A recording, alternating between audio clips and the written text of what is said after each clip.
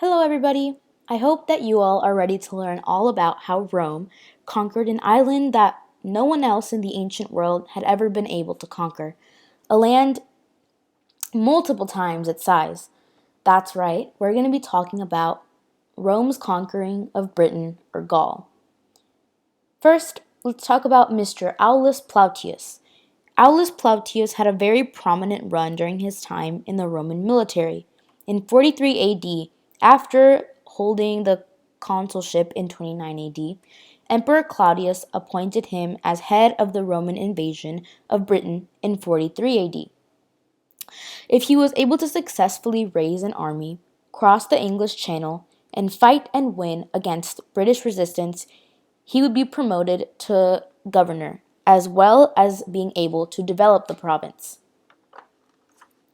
In order to prepare for the invasion, Plautius was able to gather an army of 50,000 men.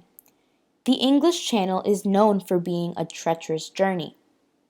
Not only that, but the shores of Britain are no sandy luxury beaches. They're really rocky and dangerous, which made it extra difficult to land on.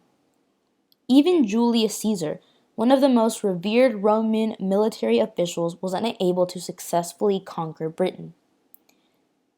Plautius was able to learn from Caesar's mistakes, hence bringing 50,000 men.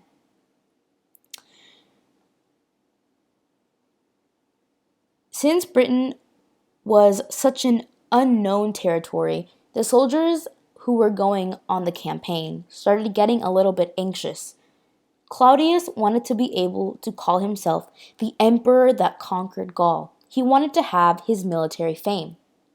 So, in order to get the soldiers' mind back on task, he sent a free slave named Narcissus in his place to address the soldiers in his name, which made the soldiers kind of mad and did actually distract them and put their focus back on the task.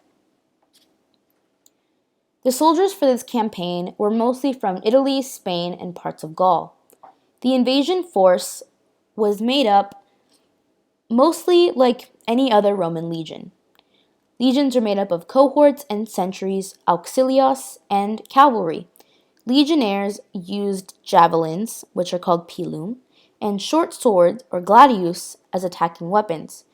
To cross the English Channel, the Romans created a new type of ship called the Mediterranean war galley. When they landed in Britain, things were actually much quieter than expected. They landed on Rutupi Island on the east coast of Britain. After setting up camp in Richborough, they marched to South Britain, being met with some resistance from the Belgics, which are a tribe, specifically their brothers, or the brothers who led the tribe. There was relatively little resistance from tribes in the area because they were not very loyal to the Belgic tribe. The Romans were following a path by Geoffrey Chaucer called the Pilgrim's Way. This led them to Medway River. The two Belgic brothers did not think that the Romans would be able to cross, which was a big mistake on their part. Romans were very good at crossing rivers, and Plautius devised a plan. There would be two crossings. One would serve as a distraction, and the other would carry their actual military forces. The plan worked, and the brothers were very surprised. After a day of fighting, the Belgic forces retreated. This was a major victory for the Romans, and a huge turning point in the war, and ultimately led to a Roman-occupied Britain.